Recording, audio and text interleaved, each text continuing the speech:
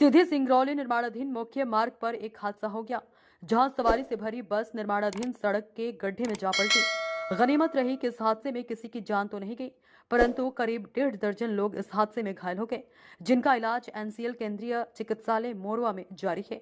आज दोपहर जब बरगवा से मोरवा आ रही सवारी रंजित बस क्रमांक MP 66P0199 मुख्य मार्ग पर बिरला गेट के सामने हादसे का शिकार हो गई। प्रत्यक्षदर्शियों के अनुसार गड्ढे में गिरने से पूर्व ही चालक वाहन से कूद गया और स्टीयरिंग फेल होने की बात कहकर वहां से भाग खड़ा हुआ। सवारी बस निर्माणाधीन गड्ढे में खड़े कैंपर क्रमांक MP 66G2568 पर गिरी, जिसमें मेन रोड के मिस्त्री कार्य कर रहे थे। इस हादसे में उन्हें भी चोटें आई, पर उनकी जान बच गई, जिसके बाद घटनास्थल पर चीख पुकार मच गई। स्थानीय लोगों द्वारा इसकी सूचना मोरबा थाना प्रभारी को दी गई, जिसके फौरन बाद थाना प्रभारी यूपी सिंह घटनास्थल पर पहुंच गए। उन्होंने बस में फंसे यात्रियों को बाहर निकालने के साथ घायलों को बिना विलंब किए अपने वाहन से अस्पताल भिजवाना शुरू किया। वही सूचना मिलने पर पहुंचे SDOP राजू पाठक ने एम्बुलेंस की व्यवस्था करके कईयों को इलाज हेतु केंद्रीय चिकित्सालय भिजवाया। इस घटना में कुल 17 लोग घायल हुए हैं।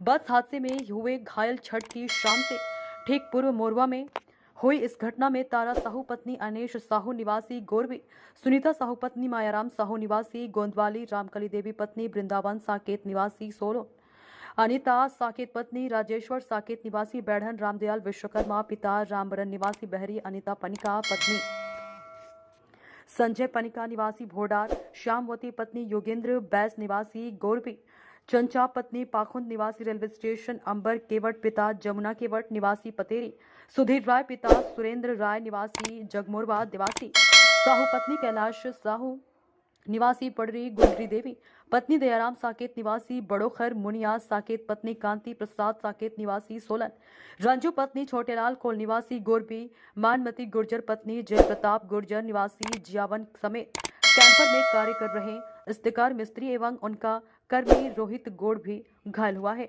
आपको बताते चले, इनमें घायल मानमती गुर्जर की स्थिति गंभीर देखते हुए उसे ट्रॉमा सेंटर बैढ़न के लिए रेफर कर दिया गया है।